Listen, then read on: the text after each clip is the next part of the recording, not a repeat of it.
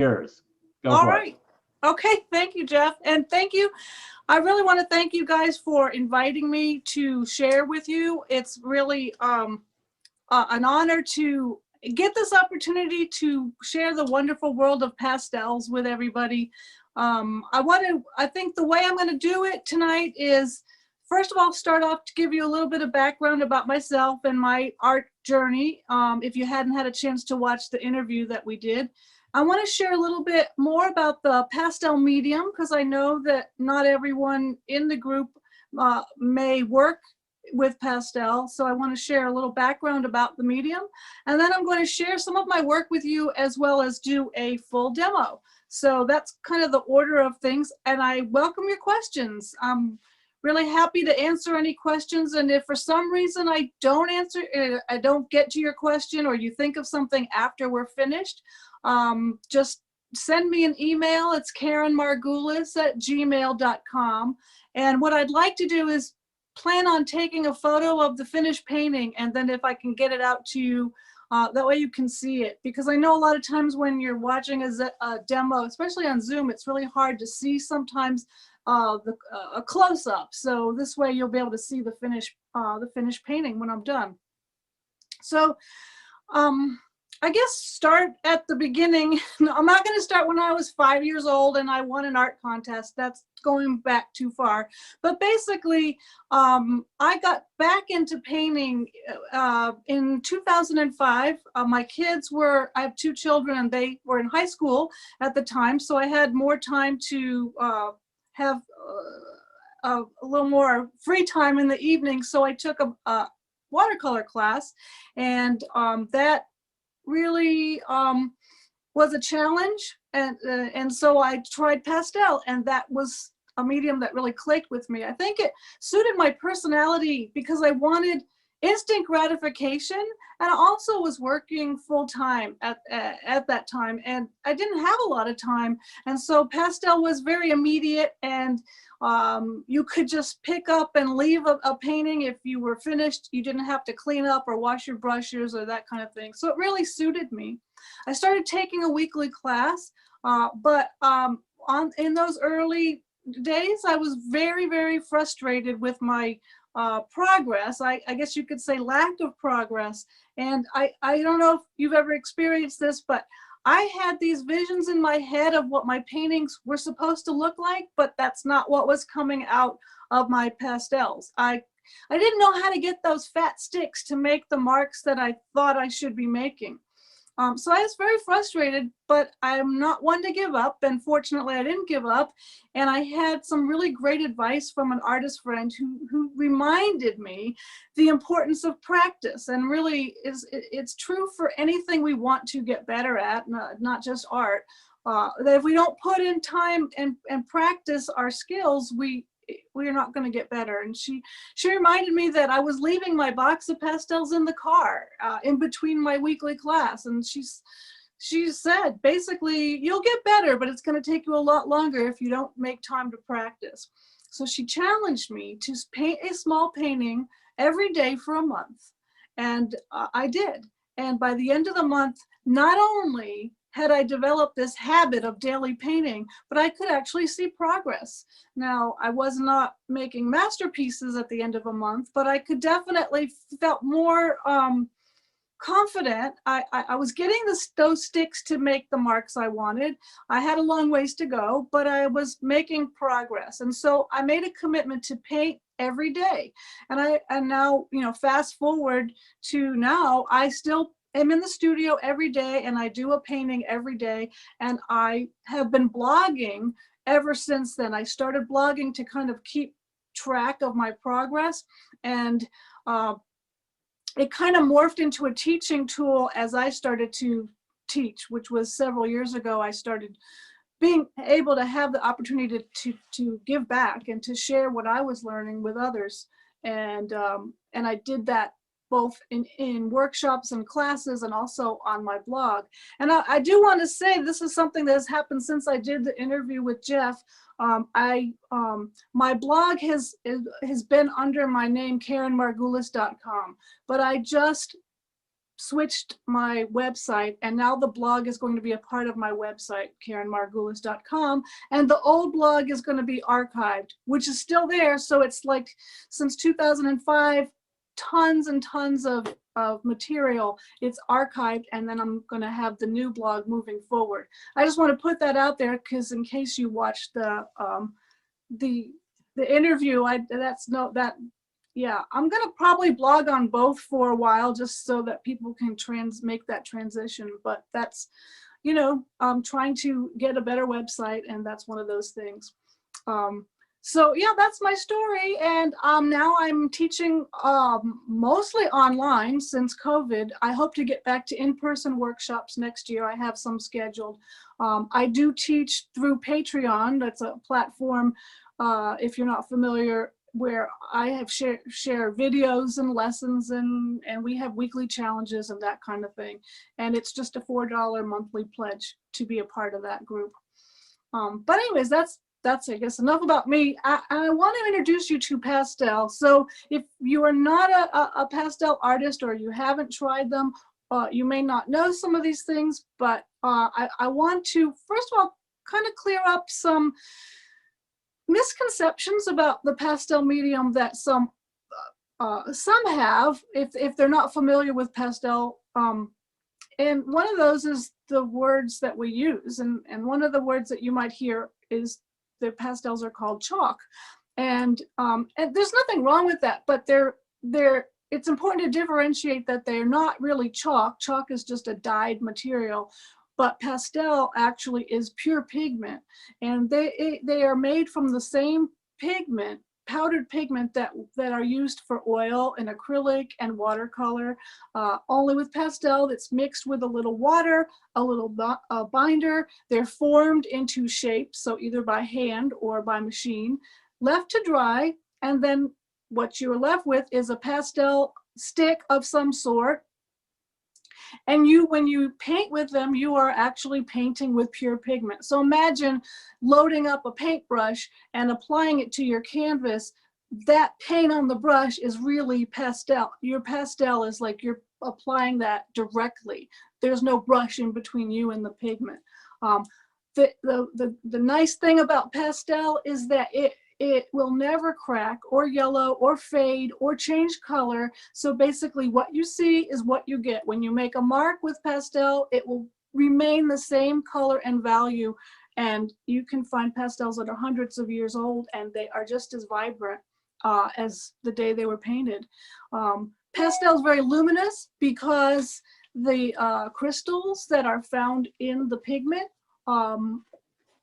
help the luminosity, and so that's why usually we don't want to rub or blend pastels too much, because we can destroy that luminosity, and I'll demonstrate that in my painting in just a few minutes. Oh, one other thing I wanted to say about pastel, you might hear the term soft pastel versus hard pastel, and so it gets a little confusing. Basically, all pastels are soft pastel except for oil pastel. Oil pastel is a completely different medium because it's made with an oil binder. We call soft pastels soft just to differentiate them from oil pastels. But within the soft pastel world, there are harder sticks and there are softer sticks, and it really just depends on the ratio of binder versus pigment. So the more pigment, the softer the pastel, the richer they are, the more pigment is released when you use them, and the more expensive they are. And the other end of the scale, you have harder pastels that have more binder, and so they're harder. Less pigment is released, and they're less expensive. Most pastel artists like to use a variety of hard and soft, and it's a usual practice to start with the harder sticks and to layer your pastel and gradually use the softer and softer ones. Save the softest ones for the final marks, because we like in pastel to layer. The other thing about pastel is we work from dark to light. So much like oil or acrylic, we start with our darkest values and gradually layer and put in the lighter layers on top. We work from thin to thick. So the harder pastels would be considered the thinner layers because they're not as thick. They don't fill the tooth of the paper. So we usually work on a sanded surface so that we can get more layers, or we can work on you can work on any kind of paper, but the sanded surface allows us to get more layers. So that's Pastel 101 in 5 minutes. So what I want to do now is share with you some of my work and some of the techniques that I use, and then I'll get right into the demo. So I'm going to just hold these up to the camera, and hopefully you'll be able to see. This is a 9x12 pastel painting of a wildflower meadow, and wildflowers are one of the subject matters that I really love to paint. I'm primarily a landscape painter, but for some reason I am most drawn to the weeds. As my husband would say, oh, you're painting weeds again. And yeah, I'm painting weeds again. If it's a tangled wildflower mess, that's what I want to paint. So I'm going to do a wildflower demo for you tonight, but this is just a finished 9x12 painting. But what I want to show you, if I can, the steps that I take when I teach pastel, and I start with someone new to pastel. I'll show you these up close. I like to teach what I call the no-fail start, meaning we're going to block in the painting in a way that you're not going to fail, and it's a value block in. So I start. Where's my little camera? I start with a quick pencil drawing of the big simple shapes. I block it in by value. I choose one color, 4 values of that color. Then I go ahead and I rub in the first layer. Now I know I said I don't like to blend, but I will blend in the first layer of a painting. And that's simply to remove the specks of the color of the paper, and also gives me a nice out of focus underpainting. And that's what really helps me decide where I want to put the detail and the focus. The next step, that's the finish, here we go, is I start to reinforce the dark areas, and I'm going to take you through this when I do the painting. I start to mass in the flowers, because one of the things I wanted to talk about today is how to effectively paint wildflowers so that they look like they belong in a painting rather than just an afterthought. And then, of course, the finished painting is where I add all the details. So these are the steps that I take, the no-fail approach. And I'm going to show you another very, very simple approach in my demo. But I wanted to share with you the idea that pastel is very versatile. That's really one of the reasons why I love it, because we can mix it with just about any other medium. So one of my favorite ways to start a pastel painting is actually to do a watercolor underpainting. And I believe Jeff told me you guys had someone do a pastel demo with a watercolor underpainting. That is, I love they make a great marriage because of the transparency of the watercolor, the opaque contrast with the pastel. It really makes a beautiful, well, they go together really well. But you could actually start a pastel painting with any other medium.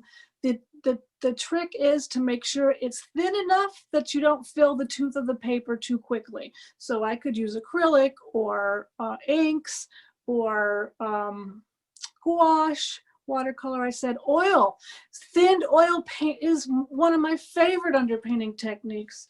So here's just a quick example of 6 steps to a watercolor underpainting, if I can get this close enough. And the fun thing about this is you start with dark and then you go to the light. So it's opposite of a traditional watercolor painting. So we're going to work from dark to light so that we can really establish those darks. And here's the finished painting with the watercolor underpainting. If I can get it close enough, maybe you can see some of the watercolor underpainting peeking through. One of the things is, okay, so you're mixing media, so wouldn't this be called a mixed media painting, not a pastel? And in the pastel world, it's usually accepted that if it's 80% pastel coverage, then it's considered pastel painting. So I always want to make sure that I have at least 80% pastel, and I usually do a thin layer of pastel over the areas of the underpainting that I want to preserve. One more and then I'll get started with the demo. Here's another big example of a watercolor underpainting. So I really love playing with the watercolor and letting some of those wonderful drips and blooms happen. And this is the finished painting on top of that underpainting. So you can see a little bit the underpainting peeking through, and that's usually my goal with underpainting. It doesn't always happen. Sorry about the dog, guys. I think we forgot to close our curtain. All right, now what I want to do is I want to get started and do a pastel painting for you. I'm going to talk about my supplies. I'm working on a 18 by 24 piece of unsanded paper. Let me move this a little bit closer. This is an unsanded pastel paper. It's Daler Rowney Murano paper, a dark gray. My preferred papers are sanded papers because you can do wet underpaintings with them, but I'm going to do the no-fail approach for tonight. And so I'm going to do a dry wash underpainting. The pastels that I'm going to be using some hard pastels. So I've got some new pastel brands. Oops. And I'll explain how I'm going to do this in just a minute. And then the soft pastels that I'm going to be using are Terry Ludwig pastels, which are my favorite pastel brand. This is a brand new set. This is the first time I'm using this box. These are Floral Landscape Selection. These are the set that I curated for Terry Ludwig last year, I believe. So I ran mine to the to the slivers, so I needed a new box. So I'm really excited to get going with those tonight. I want to show you this before I get started. This is my demo board. This is my planning board.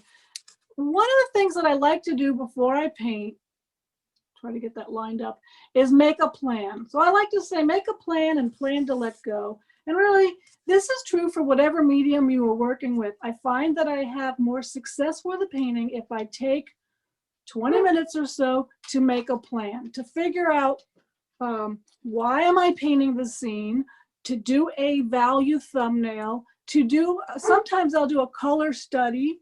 I always choose my palette in advance, and I'll talk more about that.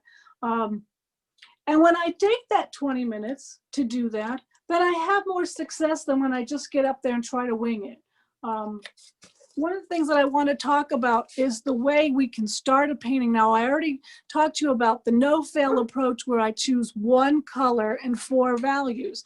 By the way, I do paint in oil occasionally, and I do the same technique for oil paintings. So the 4 value method, and then up at the top you see 4 color swatches. I call this the extreme block-in method. And the extreme block-in method, and this is what I'm going to show you, is where I block in the darkest darks, the lightest light, and the most intense color. And that gives me a roadmap to follow to further develop the painting. So what I'm going to do is,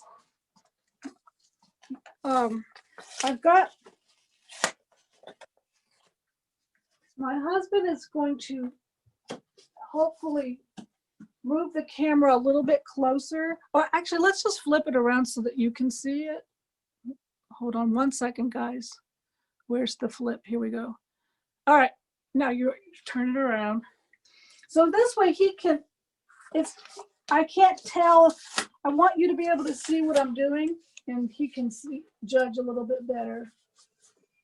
And if you guys have questions, don't hesitate to ask. Okay, so the first thing I'm going to do is a dry wash underpainting, and I'm going to block in the scene.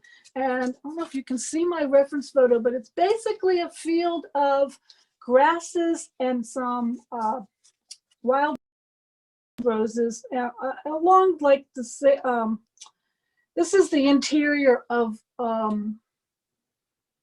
the opposite side of the seashore. So we're looking inward. And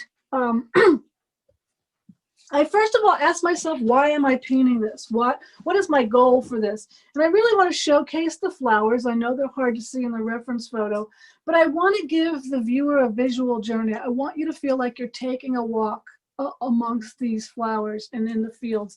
And so sometimes I give myself a working title. So I think I'm going to call this one Through the Field. I know that's not the best title. I'm not real good at making up titles, but it does help me remember what is important and what kind of message I want to say about this painting. So the next thing that I do is I don't look at the reference photo. So I take it away and I look at my value thumbnail. So this is, I do with grayscale markers, and I basically make big simple shapes and I assign each shape a value. And then what I'm going to do is I'm going to use a pastel pencil. And I'm going to transfer this drawing basically onto my paper and basically want to block in or draw those big simple shapes. So I know I have these bushes that are back there, and then I have another little row of bushes that are in the distance, and then there's something way back there. And something just spoke to me and said, well, Karen, why don't you make that the sea? Let's walk towards the sea rather than away from the sea. Okay, why not? Now what I'm doing is I have to block in those, I guess, clumps of wildflowers or roses. But what I want to do is I want to pull the eye through the painting. So what I'm doing is I'm basically having a nice zigzag shape that's going to lead us all the way through, right? So from the foreground all the way into the distance and beyond. So now that I have it blocked in, I'm going to continue to look at the little value thumbnail, and I'm going to block in the extremes, meaning Show that closer. Like that? Okay. I'm going to just transfer this over here. The extremes meaning what are the darkest darks, what are the lightest lights, and what are the most intense colors. So the darkest darks are going to be the upright planes. So if you're familiar with John Carlson and his Guide to Landscape Painting, which is a great book for landscape painters, you will know that he has his theory of angles, where he said that most landscapes can be broken down into just four values, depending on the plane and where the light hits it. So upright planes, such as these bushes, are receiving the least amount of light, so they are the darkest. But you notice there's some bushes over here, so those are going to be dark, but I'm also making the foreground shades dark. And that's just simply so that you can kind of slip into this painting, and I'm creating this visual pathway of dark that's going to lead the viewer through this big field. So the next thing I want to do is block in the lightest lights. And in this case, the lightest light is going to be the sky. I'm going to use the pale pink. And by the way, these pastels that I'm working with are called New Pastel.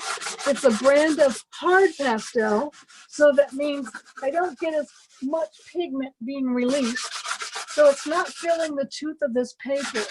And this paper is not sanded. So I'm not going to be able to get many layers. You can still see the paper underneath because, again, you don't get quite as much pigment released. Darkest dark, lightest light, most intense color. Now I remember from my photo that there was a really nice bright green. It was a pretty intense color. So I'm going to put it in right here just to remind me. But I also remember that there was those really wonderful pink roses. Those were kind of an intense color. And I'm going to go ahead and block all the rest of this area in with that pink color. Partly because I want to mass in the flowers instead of painting polka dots. But the other part of it is I need some color that's going to go underneath all of the dark grass colors. Finally, I need to block in whatever's left, and that happens to be the water, because remember I decided I was going to make it water. So we have the extremes, darkest dark, lightest light, most intense color, and usually if there's anything left over, it's going to be a middle value, which is the case of this water. And what I've done is now complete layer all over the entire painting. And you can see that I was very quickly able to block in the painting, give myself a roadmap. I'm going to take it a step further. Let me share what this is. This is pipe insulation foam that you would put around pipes to protect them from freezing. It makes a really good blending tool. And as I said earlier, I only like to blend in the first layer of a pastel painting. Occasionally, I will blend a sky, but usually I don't like to put my fingers in it and blend with my fingers because, as I said earlier,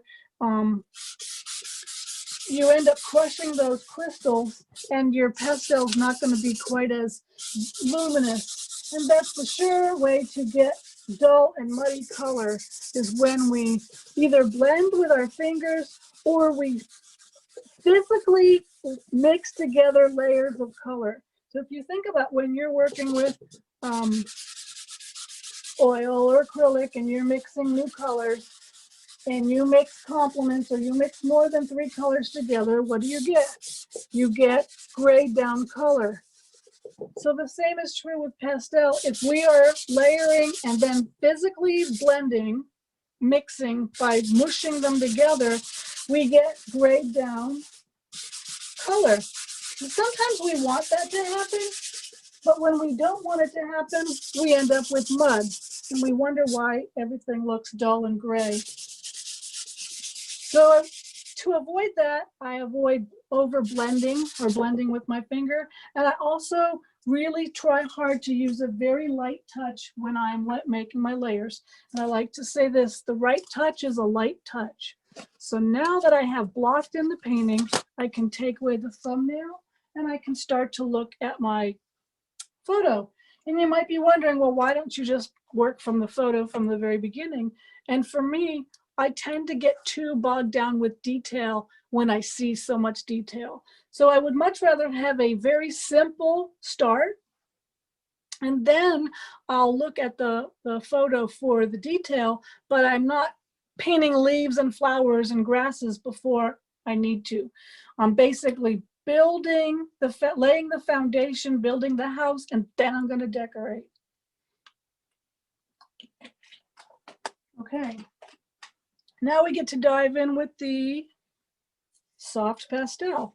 And it's very, very simple because you just have to remind yourself the first thing I'm going to do is reinforce the dark areas.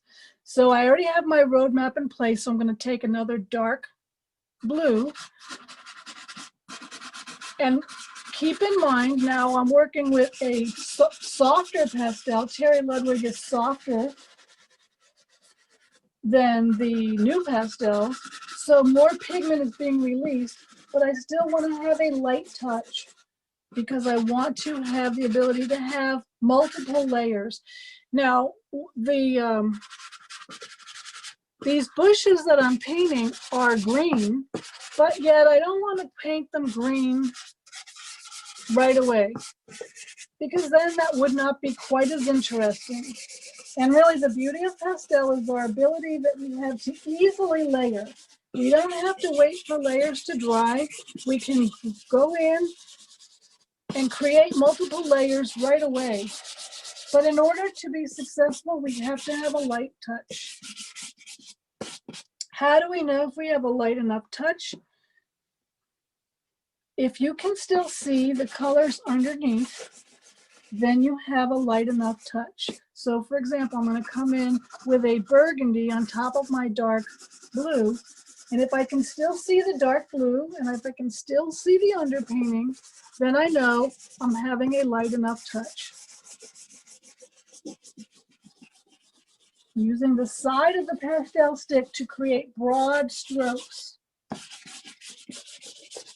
And I'm going on this dark foundation pathway, I like to call this. So that's 2 layers of a dark value. And I'm going to go with a 3rd layer. This is a dark purple. And I know that I can get away with this if these colors that I'm using are close in value or same value. So there's a dark purple. I think that's enough. Let's now go with the dark green because really that's what they really are. So I'm going to come in with a dark green. And I'll even add a dark green down in here.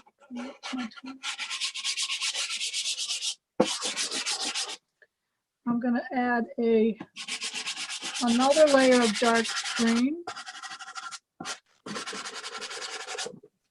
Actually, I decided that I want to have this area of bushes to feel further back than this one, not on the same plane. So I'm using a cooler blue-green, and I'm going to make it a little bit lighter. Add a little bit of blue to it. Backyard beauty. Oh, yeah. That's nice. You go, Gail. All right. And now I have enough of the dark blocked in that I want to go and jump to do the light areas. And the light area in this case is the sky. And I have to decide a couple of things. In my reference photo, the sky is white. It was an overcast day. I think the sky was probably overexposed. And by the way, talking about photos, my reference photos, I like to work from less than perfect photos. They're not going to be National Geographic photos. And the reason why is because I want to have the permission to make paintings that are better than the photos. So if I have this wonderful, perfect photo, I'm going to be too tempted to want to just copy it. And I really want to interpret my photos and kind of put myself back into the place, you know, because I took the photo. I want to go back there and experience it and not feel like I have to copy everything. So I'm going to try to make it a little bit overcast. So I'm using some light blue. That was a light pink. How about a light purple?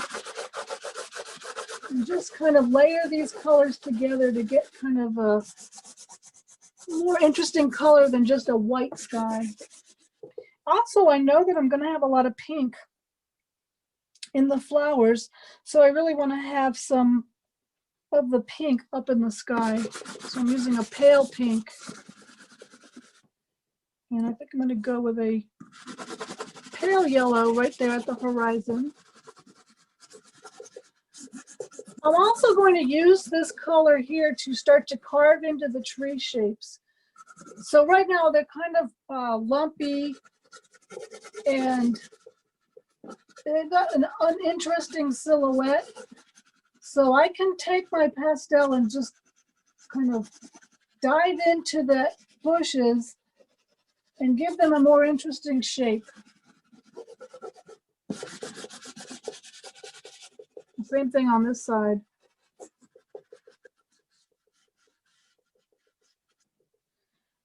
Now remember I said earlier that I don't usually like to blend, but occasionally I will blend a sky, especially if I know I'm going to have a very busy foreground and I want the sky to be calmer.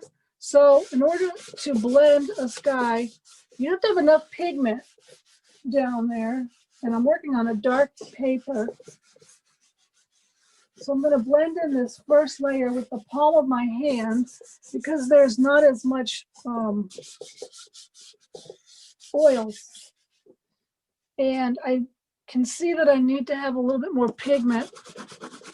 So I'm going to come back in with another layer of those same colors.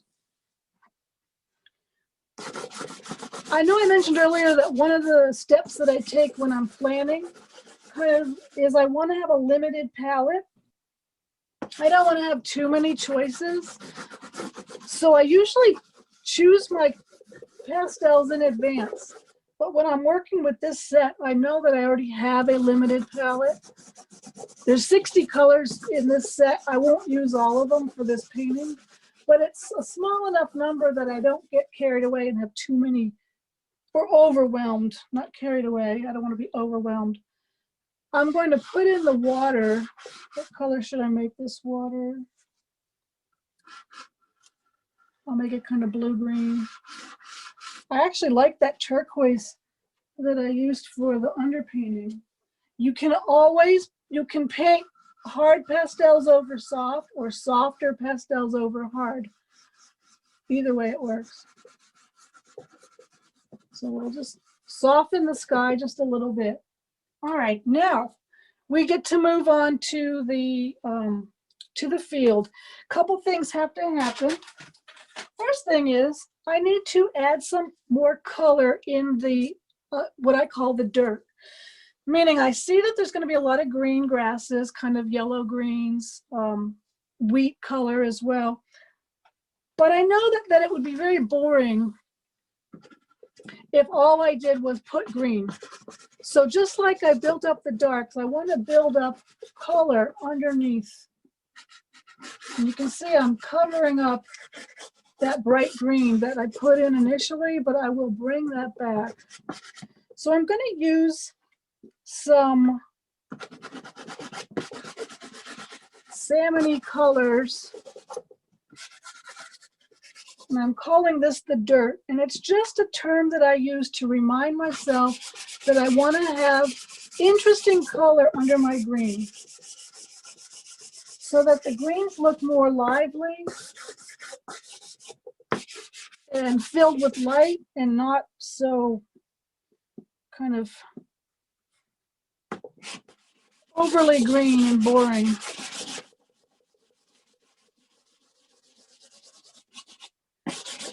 And all my paintings tend to go through, well, that's too light. I like to call it the ugly stage. And I just have to kind of power through the ugly stage, and I know that I have to start with big, simple shapes and gradually add the detail. And when I can stick with that plan, then I end up with more success. I'm going to add a little bit of some yellow ochre because I know I've got some dried grasses in here as well. So I'm using big, broad strokes. No grass, no detail at this stage of the game. Now I'm going to do something before I move on that is part of my personal technique. It's not necessary. You don't have to do it. But I like to use workable fixative, and I use Blair Very Low Odor workable fixative. And I use it when I get several layers down. And basically my goal is to, I'm actually going to make it spray kind of bad. I want to make dots. I use the workable fixative to fix the darks into place, and it also helps me to create texture. So when this dries, it just takes a couple of minutes, and I come back over it with my greens, then what happens is it skips over those dark areas and it keeps them nice and dark, and then I have a little bit more texture and I can suggest grasses rather than painting every single blade of grass. So now that that's done, I can go ahead and start to put in the greens. And I'm going to start in the distance. And what I'm trying to do now, and this is true for landscape with or without flowers, but I want to create the illusion of depth. So I'm relying on the principles of aerial perspective. And I know that as things go into the distance, they're going to get lighter or cooler or duller or fuzzier. So less detail in the distance, cooler colors, duller colors, less contrast. So I'm selecting a green that is kind of a neutral green, kind of a grayed down green. And here's another neutral grayed down green. And I'm putting these colors in the distant grasses. And as I come forward, I will gradually increase the intensity and the warmth of those greens. I do need to add another layer before I go much further to the bushes, because right now they look like just dark green blobs. So they need to have a little bit of a feeling of light on them. Remember, that one's further back. I'm going to leave that one alone.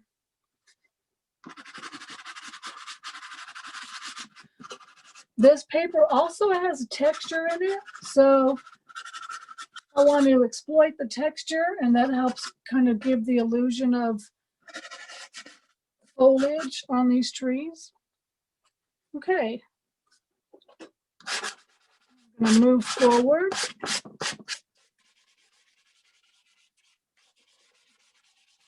Remember the painting, I have 15 minutes left.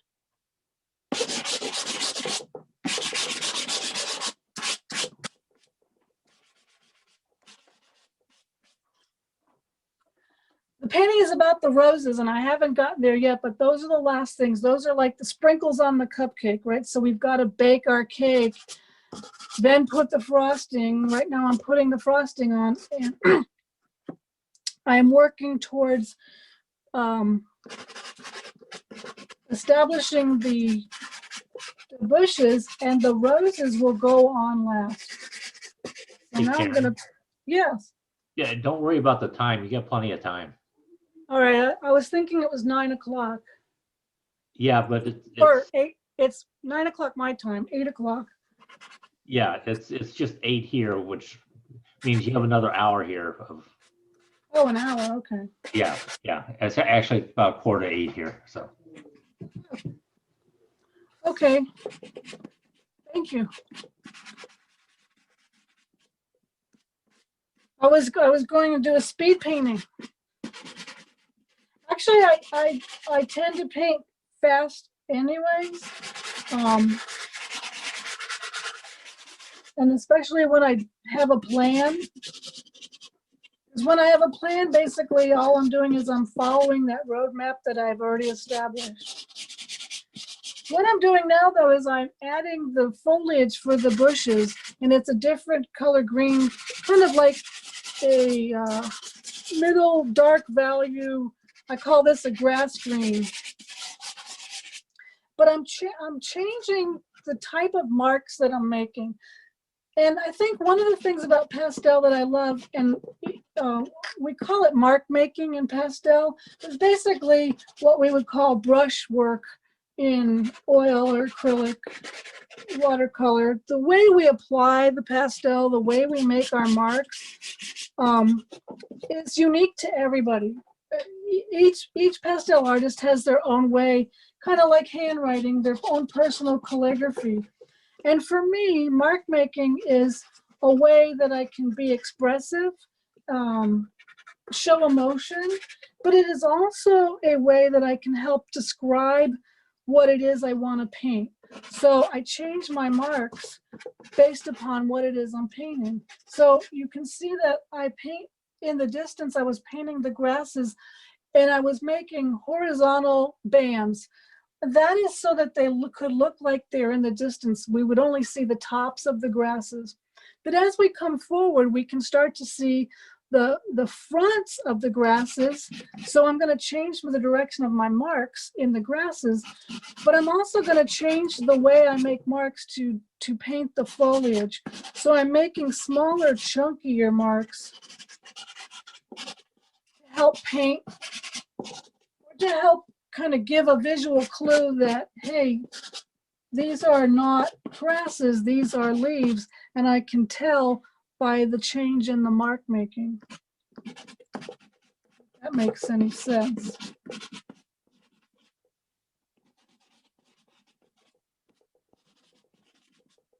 I'm not copying the photo exactly the way it is. I'm just looking at it to give me visual cues as to you know, what did some of those grasses look like? What do some of those bushes look like? How can I get that effect? One of the techniques that I like to use, especially when I'm working on unsanded paper, which this is unsanded paper, is I will do the workable fixative several times. And each time I spray it, I get yet another layer of complexity, and I also get a little bit more suggestion of foliage and grasses. It works really well. I will say, because people always ask me in my demos about using fixative inside, and this is low odor, and I have tried many fixatives, and some of them you absolutely cannot use them inside. But I have a very well ventilated room, and typically I'll take them outside if I'm not doing a painting demo, if I'm just here working on my own.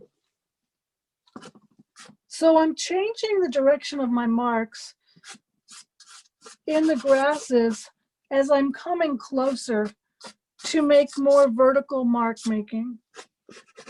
That's to showcase how we can now start to see the grasses, the way they're growing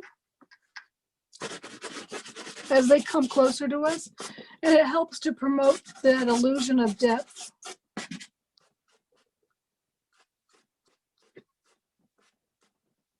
One of the things I love about painting landscapes is it's kind of magical how if we think about it, we have a flat piece of paper, we have sticks of pigment, and yet we can create this illusion of space and depth. It always fascinates me that if we do it and we're successful with it, how cool it is that we can take a flat piece of paper and make it look like something's going back into space. So now that the fixative is dry, I can come in back in with another layer.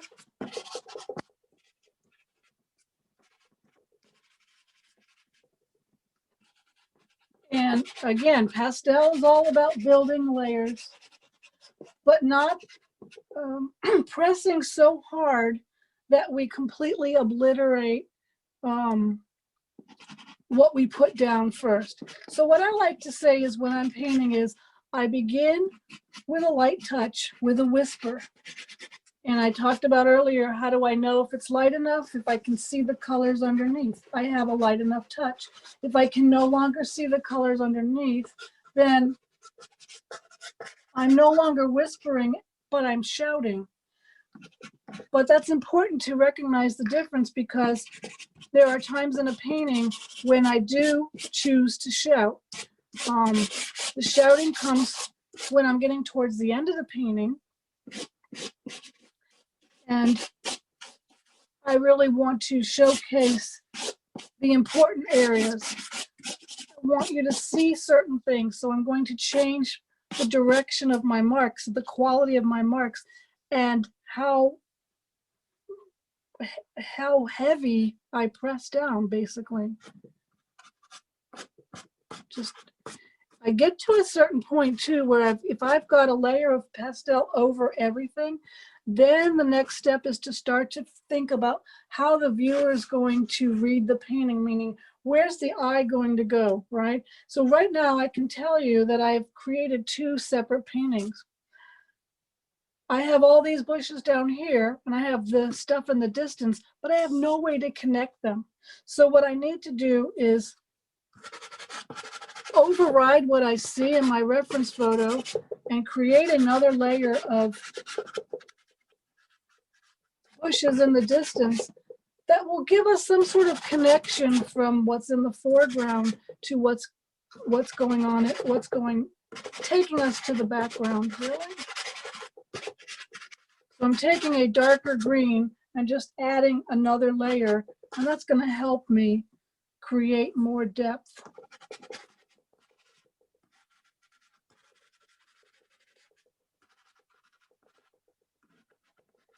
I like to say make a plan, but plan to let go. And a lot of times when you're painting, you see things that are not going according to your plan or maybe not working. And I always remind myself, don't be afraid to make a change. Don't be afraid to make corrections. I'm going to add a little bit of purple because I like to have interesting layers of color. And I know when I have a lot of green that if I introduce some violet and some orange, which I'm going to add a little bit of orange, it helps bring the greens to life. There's science behind it, I've been told.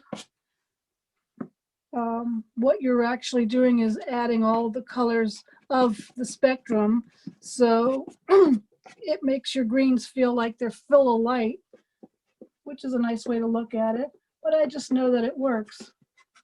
So if I can add green in the underpainting, or excuse me, if I can add a little bit of that peach or violet in the underpainting, and then add it as I start to build up the layers, then I know that my greens are going to look more lively.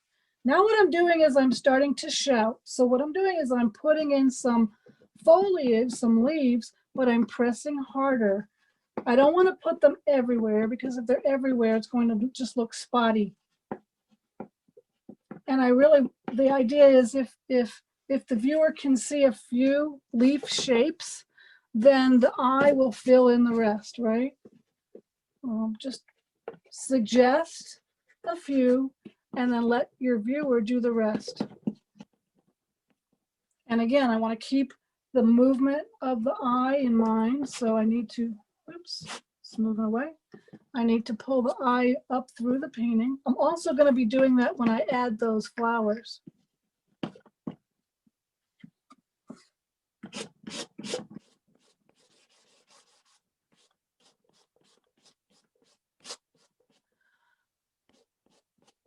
If you are interested in getting started with pastel, I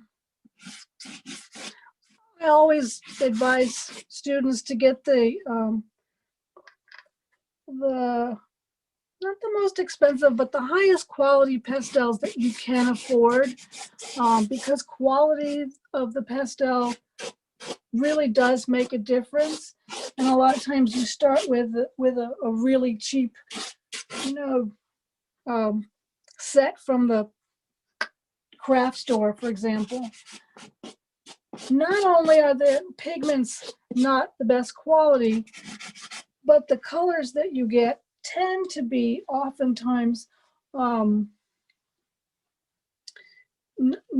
good. They're all, a lot of times they're all like middle value, bright, pure intense color. You don't get any of the neutrals that you need. And when you use these materials, and unsanded papers are inexpensive. So a lot of times if you're new to a medium, you don't want to spend a lot of money on the papers, but it's frustrating to work with these materials. And if you don't have success, a lot of times you think, oh, it's me, it's not me, it's the medium, it doesn't suit me, I can't do this, it's frustrating. And it's really not you at all, it's the materials. So if you can borrow, someone who has pastels, borrow some good pastels, just to try them out, because it really truly does make a difference. I'm going to give it another quick spray. When I'm working on unsanded papers like this, I tend to have to spray a lot more than sanded papers because I can get many more layers on a sanded paper. But I do like the effect that I get. I'm just pulling a few marks up into the bushes so that I don't have a very hard edge along that bottom. And I'm getting to the sprinkles on the cupcake.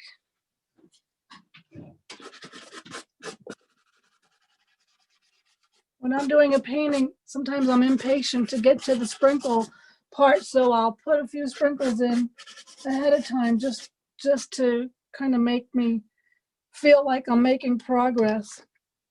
I'm going to put a few. I'm neglecting this side of the painting because I feel like I'm blocking the camera. All right. I'm going to put in a few of those flowers. But what I'm going to do is I'm going to pull out another set of pastels I want to share with you. I love Terry Ludwig pastels. That's my favorite. But I've been working this month with this set. These are Schminky. This is a half stick. There's 120 pastels in this set, half stick set. I got it for under $300. It was on sale around the holidays. And thing about these pastels is they're super soft. They're softer even than the Terry Ludwigs. So it doesn't take much pressure to have them release much more pigment. So I'm not even pressing very hard, and you get a more richer, almost an impasto-like mark making, which is actually really cool. So it's fun when you can combine different brands. You don't have to stick with the same brand, and you get different effects. But I also want to use them this evening because they have in here the perfect rose color. So I'm going to hold onto the board because I'm going to show. I'm pressing very hard so I get a really nice, thick, juicy, impasto-like mark. And usually with pastel, that's one of the drawbacks is you don't get I'm going to hold on to it. You don't get that nice, thick texture that you can get with oil acrylic paint. You know, like I love the thick textures. But if you can get a super soft pastel and press very hard, you get these wonderful, thick, juicy marks. So I'm going to just add a little bit of a lighter value to some of them. And as far as where I'm putting them, I know I said I was going to talk a little bit about painting wildflowers. I'm not looking at where they are in the photo. Instead, where I want to put them is so that they help pull the eye through the painting. And I want them to become like stepping stones through the painting. So, you know, if your eye comes into the painting and kind of goes here, and then you want to pull the eye over to here, and then back up here, and then into the distance. But in the distance, in these distant bushes, they're going to be smaller. So I'll just make a couple of smaller little marks, and then they're going to get a little bit lighter. We'll have some back here, and they're going to be even smaller. I think we need some back in here. And I just try to be really mindful of how I can put them so that they don't look like polka dots, really rather so that they look like they feel natural in this landscape. It's super easy to get carried away. And so I try to, one of the things that I do is typically set a timer. And so for like 20-minute increments, and I'll stop every 20 minutes and step back. I don't do that when I'm doing a demo, but when I'm working, you know, on my own, the importance of stepping back and really looking and trying to analyze what you're doing is really a key to having a more successful painting. So the other thing that I want to show you is putting in the grasses. So I've got my flowers, and now I want to put in some linear marks. The beauty of pastel, I think, is the ability to make a variety of different mark types.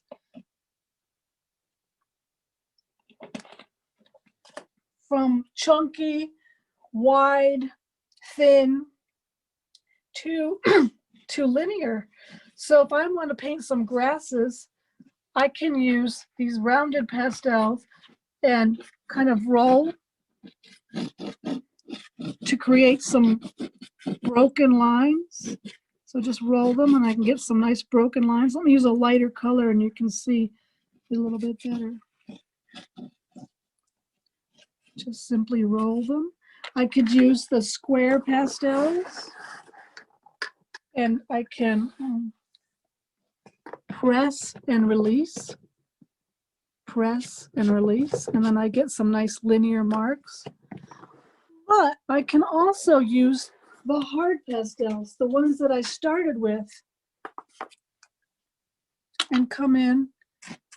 I like to call this scribbling, but I'm not really scribbling. I guess I am scribbling, for lack of a better term. But what I want are broken lines.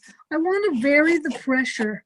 If I have even pressure, then those marks just tend to look too thick and they don't feel like natural grass marks. But if I vary the pressure, press and release, I get these nice broken lines and they look much more natural than if I just took a pastel pencil and drew lines. So I'm going to go ahead and add some more grasses. And one of the things that I'm doing is I'm pointing the grasses. I'm having them blow in, you know, like the wind is blowing them to help pull your eye into the painting. Although it doesn't hurt to have a few rogue grasses that are going out of the painting. When I get to the stage in the painting, oftentimes I'll make a few marks and then I'll step back. I'll make a few marks and then I'll step back. And it's a gradual process. I guess I like to say that I said earlier I was a fast painter. What I'm really, I think a better way to put it is I'm slow, fast, slow. Meaning I start off slow with a plan. Remember I said make a plan and then plan to let go. And then after I have a plan in place, I come into the painting and I like to paint with passion. So when I'm not doing a demo and I'm not trying to narrate everything that I do, I just simply let go and let the painting develop. But when I get to the end, which is, you know, I get to the point where I'm got a layer everywhere and now I'm trying to put those finishing marks, I slow back down and I try to make every mark make a difference. So every mark has to count. So I work at a much slower pace. I step back much more frequently and I really try to let the painting speak to me and tell me what I need to do. Where is the eye going? Where, if I'm taking the eye off the painting prematurely, how can I prevent that from happening? I like to build up layers and vary my mark making, and then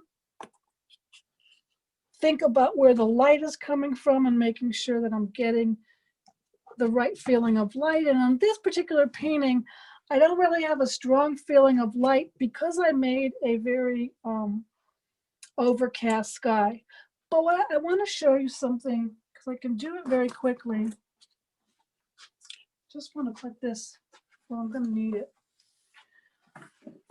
You can change the whole mood of a painting in pastel very quickly and very easily because we can easily layer. We don't have to wait for things to dry. And if I decided that I didn't really like the overcast look, that I was feeling much more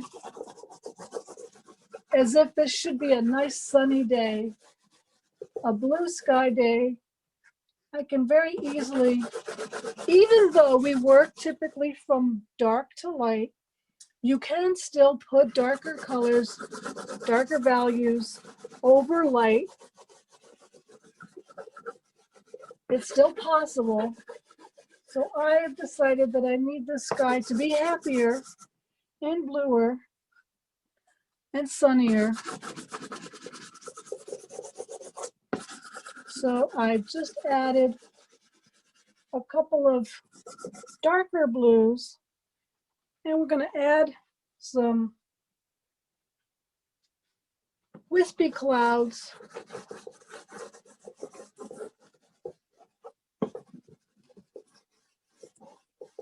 To pull the eye down into the painting. And because we added warmth into the sky, I mean, we changed the sky. I'm going to give it another quick spray. Now we need to add more light into our landscape. So I'm going to add a warmer green, kiss the edges of the bushes, give them a little more sunlight. It's now a sunny day. Add a little bit of a warmer green down into our foliage.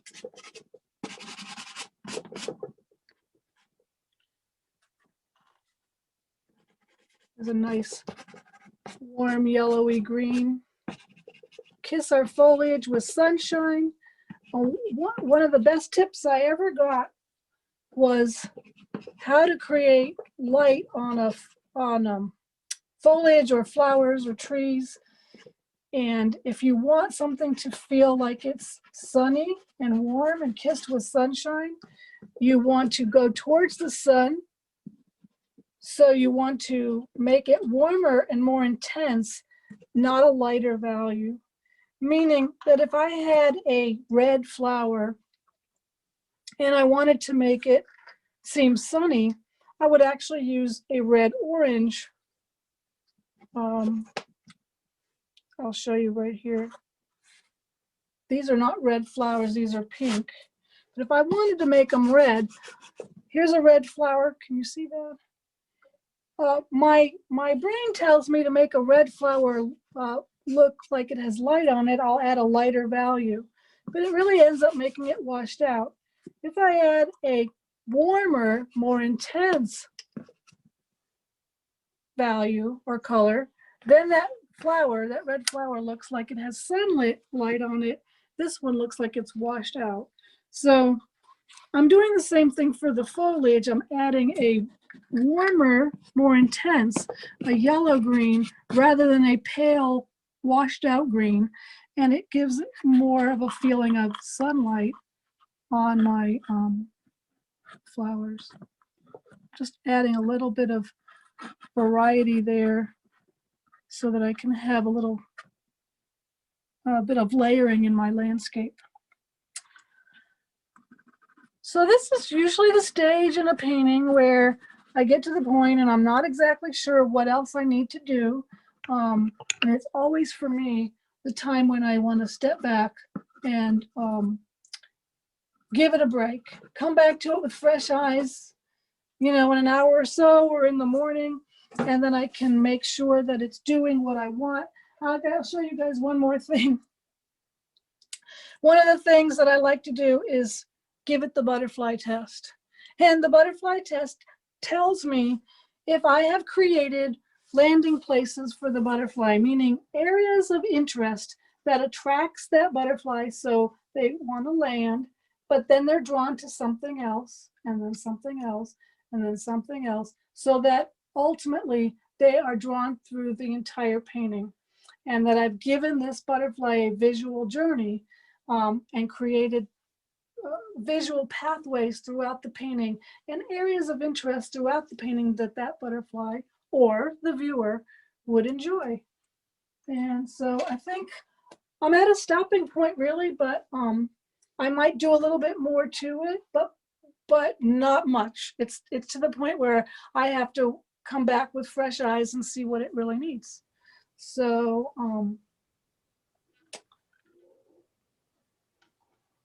what I'll do is take a photo of it in the morning and get it to you guys so that you can see if I've done any more to it.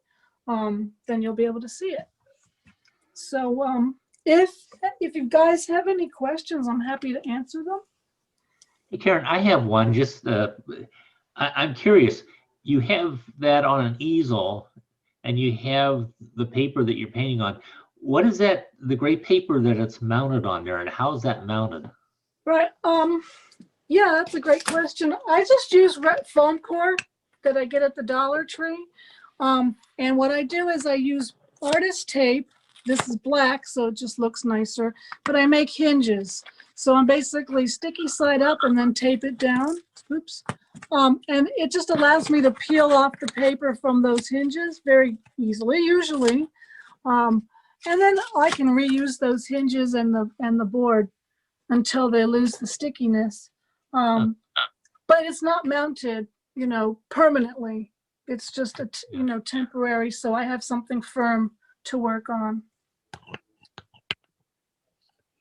So what did you say the background stuff is? The gray stuff, foam? This is just foam core, regular foam core. Oh, okay. All right. Yeah. And I use black usually when I'm doing a demo because like I can use it like a blackboard. You know, if I have something I want to illustrate, it's easy for people to see.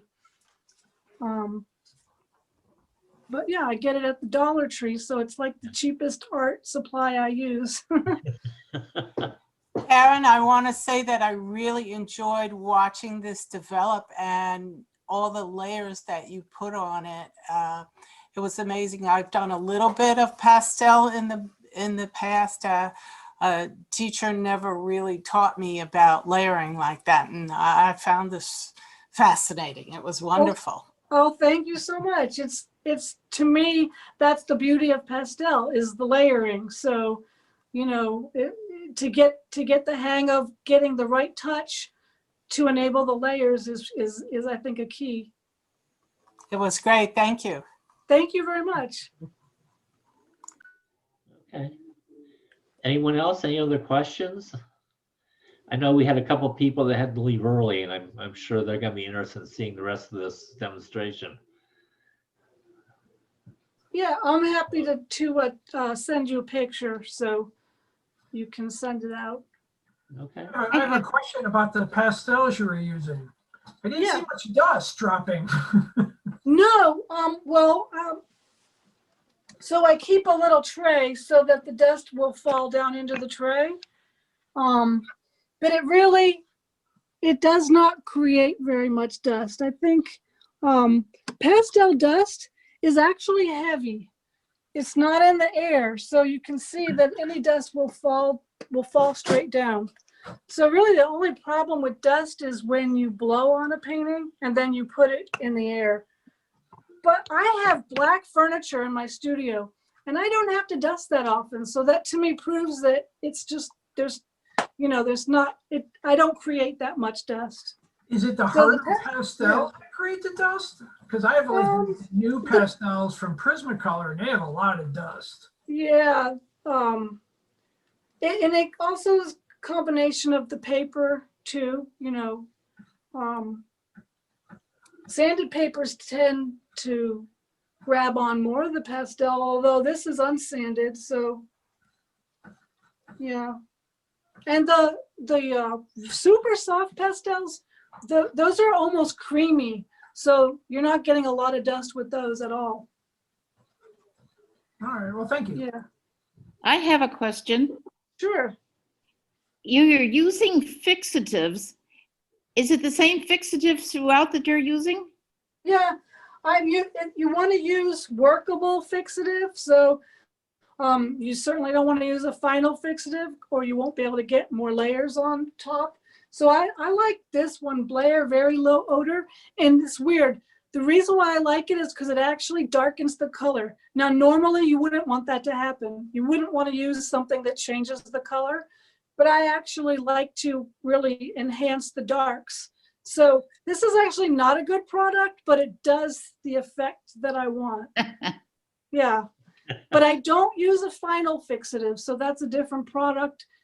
I don't use a fixative at the end of a painting. I basically just give it a good tap, and then I store them underneath glassine paper until or if they're ever framed. Thank you. Sure. How do you normally frame them? Yeah. Well, they have to be framed under glass. You can use spacers so that the painting is up away from the glass, Or you can frame them directly against the glass and tape them all around. That's a French method of framing. You just don't want them to be able to move. So you have to be securely taped. And I'll do both, you know, but I like to use True View museum glass so that you don't have any glare. And then I don't use a matte because I really like them to look more like an oil painting. So I choose not to use a matte. A lot of places require like the acrylic, the new, you know, acrylic as opposed to glass, mainly because of glass breaks and Right. can damage the painting and whatever else. But do you find, I was just thinking about it because sometimes you get some static buildup on like, especially acrylic.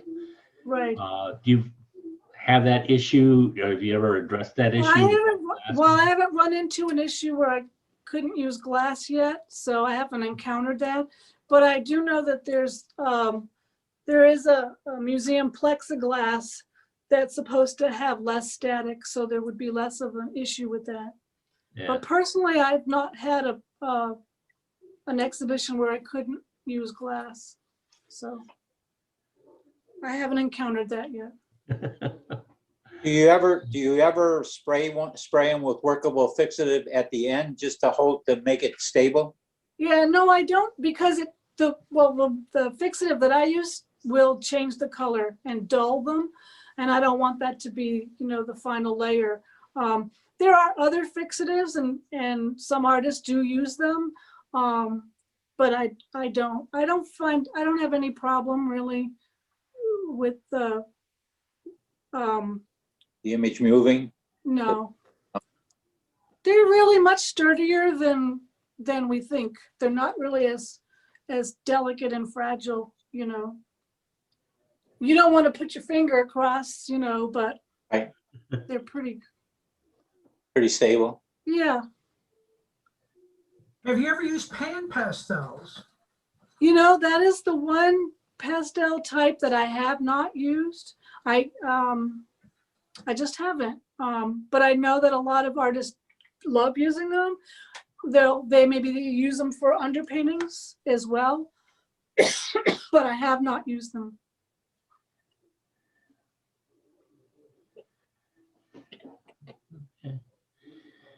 All right. Anyone else out there have questions for Karen or? No? I'll take silence as a no. I would like to ask more about the variety of papers that you used. Oh, great, That yeah. you used. Well, actually, I love every paper. I make my own surfaces as well. My current favorite pastel paper is called Lux Archival. And I think they use them for colored pencil as well, but it's a sanded paper, but it does not buckle when you get it wet. So there are some sanded papers that if you get them too wet, they buckle, but the Lux Archival has been fantastic. So that's my current go-to sanded paper. But my other favorite is just to take any kind of paper. You could take a watercolor paper, you could take matte board, and you just cover it with clear gesso. And there's a little bit of grittiness to clear gesso, and that creates a sanded surface, which is excellent for pastel. So it's a really inexpensive way to get a sanded surface. But if you are interested in experimenting with papers, I recommend that you go to Dakota Pastels online, and they have a paper sampler set. So they have a sample of every paper that they sell, and that'll really give you a good introduction to the variety of papers that are for pastels. Yeah, that's a good idea because I did for printing photographs. I did that too. You know, a lot of paper companies that do the photographic paper, they'll sell you a sample set. Right, and right, you get okay. like 20 sheets of 10 different types of paper, and it's a great way to test out different papers for whatever. Right. Yes, and they also, Dakota also has sample or pastel sets. So you pick a color and they give you one of each brand. And that gives you a chance to play around with the various brands and test, you know, like you may like a different feel, you know, of pastel than I do. And, you know, it gives you a chance to try them without investing a lot in a full set or a set. So is that where you order your pastels then, from Dakota Yeah, Pastels? Dakota, I think it's Dakota Pastels. I think they're called Dakota Art Pastels, but I want to say the website is dakotapastels.com. But yeah, I get from them, but also Blix online or even Jerry's Artorama. You know, I look to see who's having something on sale. What is it? Yeah. So, yeah, I got a lot of pastels right before they had Dakota had a holiday sale, and I got that big 120 half stick set and a couple other half stick sets because I review them and use them for my YouTube videos and Patreon group. So it's I get to try them out and then share what I'm learning about them. Yeah, just Beautiful. to confirm what you were saying, Karen, it is, the website is called Dakota Art, dakotapastels.com. Yes, that's And correct. you were talking about the Lux paper. They have Lux Archival. And Lux Archival.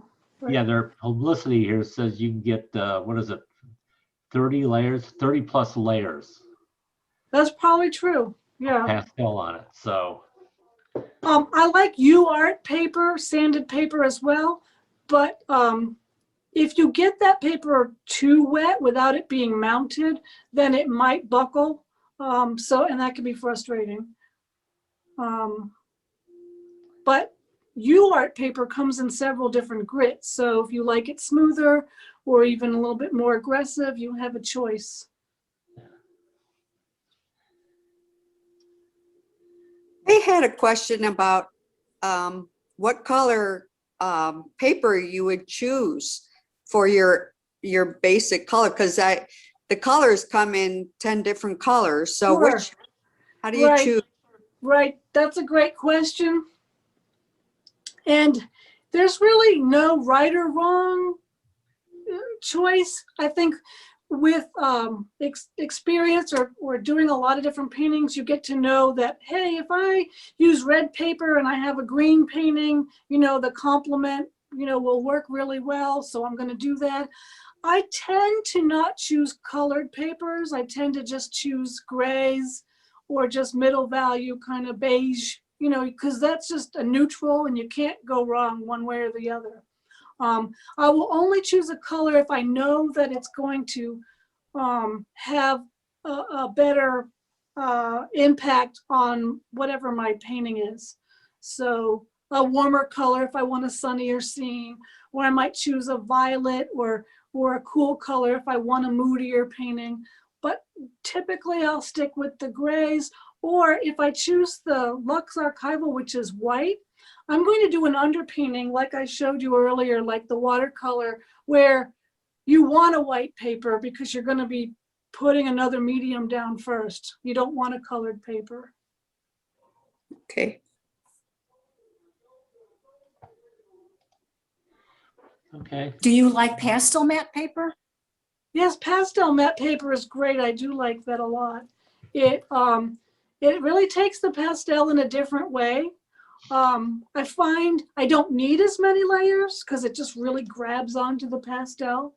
So I like it, especially for plein air painting. So I could go out and just do a very quick, fast study without a lot of layers and have success with it. But that's a great paper.